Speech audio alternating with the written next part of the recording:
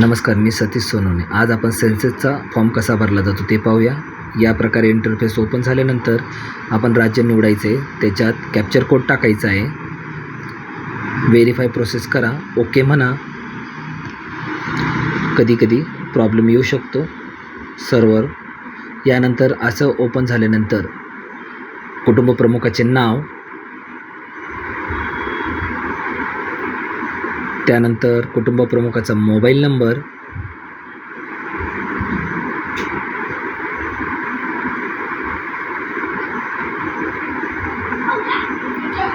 यानंतर mail I D असेल तर टाका. OTP तुमच्या मोबाईलवर पाठवला जाईल. OTP टाकण्याच्या आधी लँग्वेज सिलेक्ट करताना खूप विचार करावा, कारण की एकदा लँग्वेज सिलेक्ट केलेली पुन्हा बदलता येत नाही. त्यासाठी महत्त्वाची माहिती आहे. कारण की तुम्ही जर मराठी सिलेक्ट केली तर पूर्ण फॉर्म आपल्या मराठीतच येणार आहे. इंग्रजी निवडली तर पूर्ण फॉर्म हा इंग्रजीतच येणार. त्यासाठी लँग्वेज चूज करताना व्यवस्थित विचारपूर्वक चूज करा. OTP येईल. कधी OTPला थोडा वेळ लागू शकतो. OTP आल्यानंतर याच्यात OTP मी टाकला. यानंतर व्हेरीफाय OTP आपण करूयात. यानंतर तुमचा जो महत्त्वाचा फॉर्म आहे तो ओपन होईल.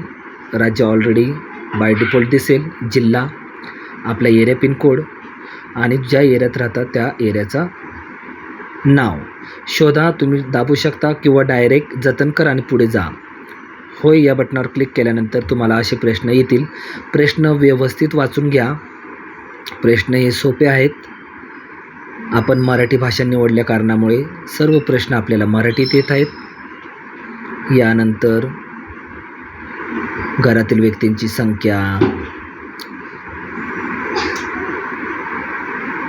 त्यांची जात किंवा त्या जातीचा संवर्ग कोणता आहे, अशा प्रकारे प्रश्न खूप सोपे आहेत. व्यवस्थित वाचा व त्या प्रश्नांची उत्तरे द्या. त्यानंतर आपण जतन करा आणि पुढं जा हे बटन पूर्ण प्रश्नांची उत्तरे दिल्यानंतर न चुकता द्यायची आहेत. यानंतर पाण्याचा स्तोत्र, ऑप्शन खूप सारे आहेत.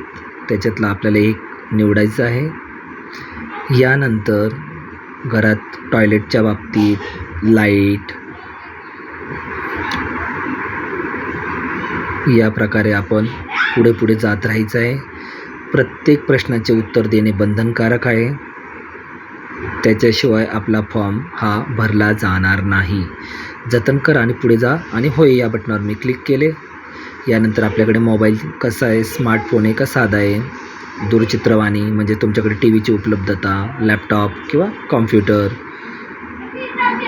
कार, जीप, सायकल, वाहनांचा प्रकार. लास्टला मी होय म्हणलं. ही माहिती पूर्ण ओपन होईल जी तुम्ही भरली. मसुदा जतन करा हा ड्रॉप बॉक्समध्ये जाऊ शकतो, जो तुम्ही 15 तारखेपर्यंत बदलू शकता. आणि मी पुष्टी करा आणि सादर करा जर या बटनावर क्लिक केले तर तुमचा फॉर्म लगेच सबमिट होईल आणि तुम्हाला या प्रकारे ID मिळेल. धन्यवाद.